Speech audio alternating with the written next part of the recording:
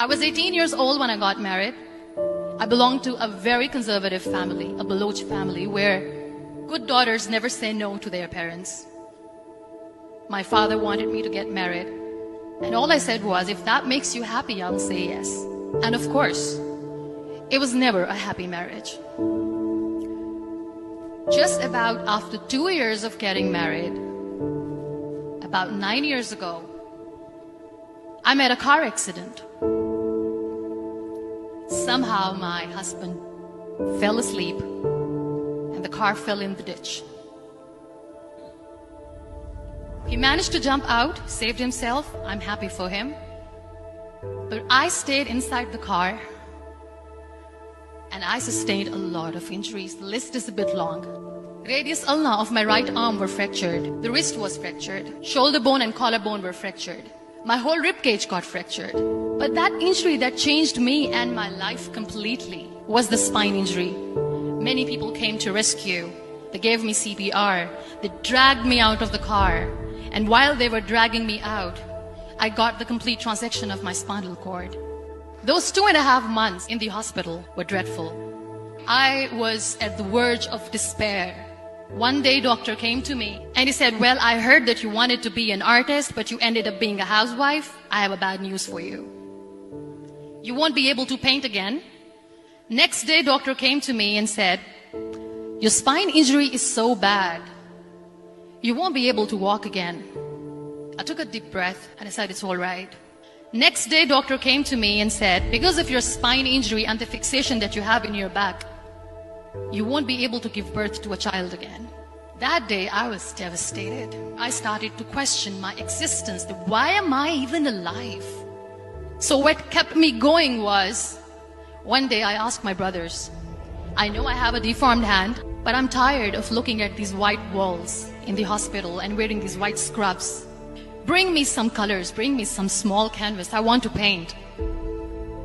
So the very first painting I made was on my deathbed, where I painted for the very first time.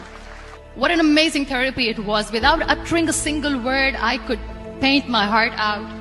I could share my story. People used to come and say, what lovely painting. So much color. Nobody could see the grief in it. Only I could. And that day I decided that I'm going to live life for myself. I am not going to be that perfect person for someone. I am just going to take this moment and I will make it perfect for myself. That I'm going to fight my fears.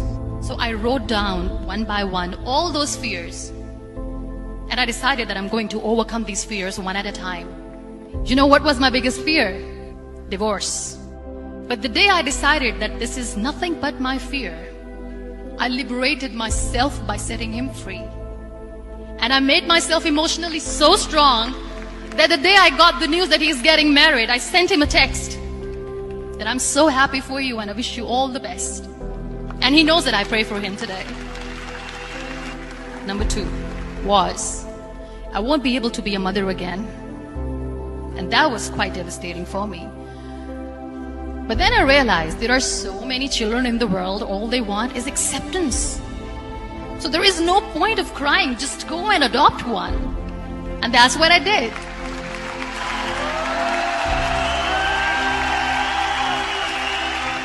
I gave my name in different organizations, different orphanages, and I waited patiently.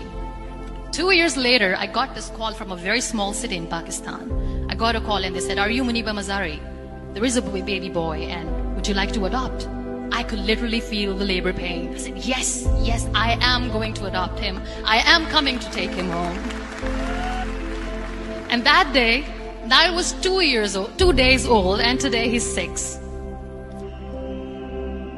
You know, when you end up being on the wheelchair, what's the most painful thing?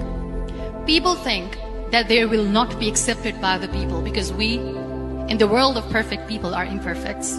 So I decided to appear more in public. I started to paint. I have done a lot of modeling campaigns. I decided that I'm going to join the national TV of Pakistan as an anchor person. I became the National Goodwill Ambassador for UN Women Pakistan, and now I speak for the rights of women, children. I was featured in BBC 100 Women for 2015. I'm one of the Forbes 30 under 30 for 2016. So when you accept yourself the way you are, the world recognizes you. It all starts from within. We have this amazing fantasy about life. This is how things should work. This is my plan. It should go as per my plan. If that doesn't happen, we give up. I never wanted to be on the wheelchair. Never thought of being on the wheelchair.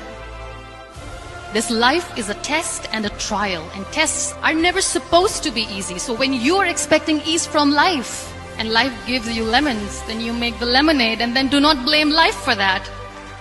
It is okay to be scared. It is okay to cry. Everything is okay, but giving up should not be an option. They always say that failure is not an option. Failure should be an option, because when you fail, you get up, and then you fail, and then you get up, and that keeps you going. Embrace each and every breath that you are taking. Celebrate your life. Live it. Don't die before your death. Real happiness lies in gratitude.